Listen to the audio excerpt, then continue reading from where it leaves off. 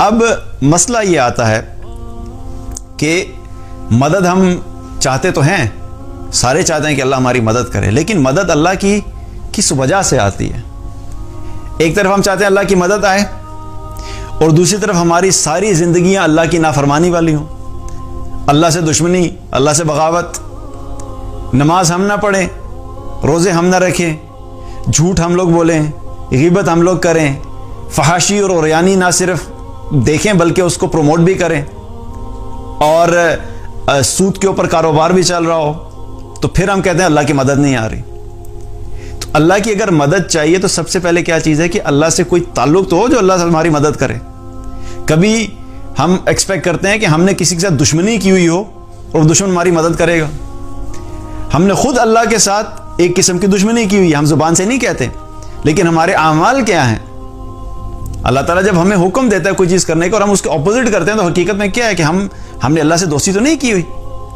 تو پہلی چیز کیا ہے کہ ہمیں اللہ کی نافرمانی چھوڑنی ہوگی، تبھی اللہ کی مدد آئے گی۔ جب تک ہم اللہ کی نافرمانی نہیں چھوڑتے، چاہے ہم جتنے مرضی بڑے اکنامک پلان بنا لیں، چاہے ہم پولیٹیکلی جتنے مرضی سٹرونگ ہو جائیں، چاہے ہم ایجوکیشن وائز دنیا کی تعلیم کے مطابق ہم بہت آگے ایڈوانس ہو جائیں، چاہے ہمارے پاس دنیا کی سب سے بہترین ٹیکنالوجی بھی آ جائے، جب تک اللہ کی مدد نہیں ہوگی، جب تک اللہ سے تعلق نہیں ہوگا، جب تک اللہ پہ توکل نہیں ہوگا، جب تک اللہ کے سامنے ہم اپنی عاجزی اور انکساری نہیں بیان کریں گے، جب تک اللہ کو یہ شو نہیں کریں گے کہ اللہ ہم آپ کی مدد کے بغیر اور آپ کے حکم کے بغیر ایک قدم بھی نہیں چل سکتے، تب تک اللہ کی مدد نہیں آئے گی۔ ہمیں وہ کام کرنے ہوں گے جن کے ذریعے سے اللہ کی مدد آتی ہے۔ اب اللہ کی مدد کے لیے ہمیں کیا کیا چیزیں کرنی چاہیے اس کے بارے میں چند باتوں کے بارے میں بات کر لیتے ہیں۔ بہت سی چیزیں کی جا سکتی ہیں، لیکن چند چیزیں جن کے اوپر ہمیں ایمفسائز کرنا ہے۔ اللہ تعالیٰ نے قرآن میں فرمایا یا ایھا الذین آمنوا استعینوا بالصبر والصلاۃ، اے ایمان والو اللہ سے مدد مانگو نماز اور صبر کے ذریعے سے۔ تو پہلی چیز کیا ہے؟ نماز ایسی چیز ہے جس کے ذریعے سے اللہ کی مدد آتی ہے، اور نماز بھی صرف پڑھنا نہیں بلکہ نماز وہ جو خشوع والی نماز ہو، جس میں اللہ کا دھیان ہو، جس میں اللہ کی طرف دل بھی اللہ کی طرف ہو، ذہن بھی اللہ کی طرف ہو، اور انسان جو مدد مانگ رہا ہے انسان کا جو شعور اور لاشعور پورے طریقے سے متوجہ ہو۔ اور ہم جب نماز پڑھتے ہیں تو حقیقت میں ہم کیا کہتے ہیں؟ اللہ سے مدد ہی مانگ رہے ہوتے ہیں۔ ایاک نعبد و ایاک نستعین، کیونکہ فاتحہ، سورہ فاتحہ کیا ہے؟ وہ نماز کا لازمی جز ہے، وہ تو ہم پڑھتے ہی پڑھتے ہیں۔ اگر ہم کوئی اور دعا نہ بھی کریں تو یہ دعا تو ہم لازمی اللہ تعالیٰ سے ہر نماز میں کرتے ہیں کہ ایاک نعبد و ایاک نستعین، یا اللہ صرف تیری ہی بندگی کرتے ہیں اور صرف تجھی سے مدد مانگتے ہیں۔ تو ہم اللہ کو یہ شو کر رہے تھے کہ اللہ ہمیں آپ کی مدد کی ضرورت ہے۔ اور رسول اللہ صلی اللہ علیہ وسلم کا طریقہ بھی یہی تھا کہ جب بھی کوئی مشکل آتی تھی آپ صلی اللہ علیہ وسلم فوراً نماز کی طرف متوجہ ہوتے تھے۔ کہیں پہ چاند گرہن ہوا، سورج گرہن ہوا، فوراً نماز کی طرف متوجہ ہوئے۔ کوئی آندھی چلنا شروع ہوئی، فوراً نماز کی طرف متوجہ ہوئے۔ تو یہ رسول اللہ صلی اللہ علیہ وسلم کی سنت بھی ہے، اور یہی طریقہ ہے کہ ہمیں کیا ہے کہ نماز کے اوپر دھیان دینا۔ اور یہ نماز سے مراد فرض نمازیں نہیں ہیں، فرض نماز تو ہم نے پڑھنی ہی پڑھنی ہے، چاہے ہماری نیت ہو مدد لینے کی یا نہ لینے کی، فرض نماز تو ہم نے لازمی پڑھنی ہے، کیونکہ فرض نماز کی کوئی معافی نہیں ہے، ہر حال میں پڑھنی ہے۔ لیکن یہ کیا ہے کہ اپنی نمازوں کو، اپنی نفل نمازوں کو بڑھا دینا، نوافل کا اہتمام کرنا، اور نوافل کے ذریعے سے اللہ کی مدد کو طلب کرنا۔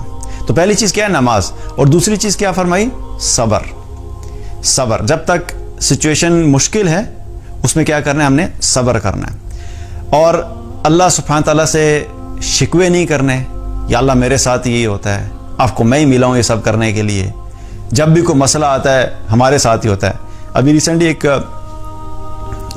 پاکستان میں بات کر رہا تھا تو کسی نے مجھے بتایا کہ کوئی غریب تھا بیچارہ، اس کا کوئی ایکسیڈنٹ ہو گیا، تو میں نے اس سے پوچھا کہ اس کی طبیعت کیسی ہے، تو اس نے کہا ہاں بچت تو ہوگی اللہ کا شکر، لیکن وہ بھی ایڈمٹ ہے۔ تو ساتھ ہی کہنے لگا کہ یار یہ ساری مصیبتیں جو ہے نا غریبوں پہ ہی آتی ہیں۔ تو میں نے کہا کہ اللہ سبحانہ تعالیٰ کا فیصلہ ہے، یہ کسی پہ بھی آ سکتا ہے، لیکن اصل میں تو کیا ہے، اس کا امتحان تو نہیں، ہمارا امتحان ہے۔ اس کا امتحان تو اس طریقے سے ہے کہ جب اللہ تعالیٰ نے اسے مشکل میں ڈالا تو اللہ اس کو آزما رہا ہے کہ اس مشکل میں بھی وہ اللہ سبحانہ تعالیٰ کے ساتھ اس کا تعلق کیسا رہتا ہے، کہ اللہ سے بدگمان تو نہیں ہو جاتا۔ اور ہمارا امتحان کیا ہے کہ جب وہ مشکل میں گیا ہے تو ہم نے کیا کیا. تو حقیقت میں کیا ہوتا ہے کہ جب بھی کوئی مشکل ہوتی ہے اس میں صرف اس شخص کے لیے امتحان نہیں ہوتا, بلکہ ارد گرد میں جو لوگ جاننے والے ہوتے ہیں ان کا بھی امتحان ہوتا ہے.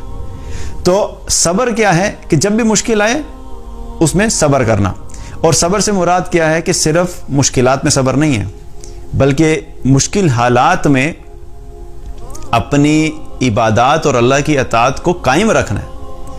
کیونکہ جب ہم عبادت کرتے ہیں تو تب بھی ہم صبر ہی کر رہے ہوتے ہیں, کیونکہ ہم اپنے آپ کو اللہ کی اطاعت کی طرف لے کے جاتے ہیں, اور کئی دفعہ بڑی مشکلات سے ہم اس کی طرف جا رہے ہوتے ہیں, تب بھی ہم بہت سی چیزوں میں صبر کر رہے ہوتے ہیں. اسی طریقے سے جو اللہ کی نافرمانی ہے اس سے اپنے آپ کو روکنا, یہ بھی صبر ہے. تو ہمیں ہر چیز میں اپنے صبر والے ایسپیکٹ کو قائم رکھنا ہے.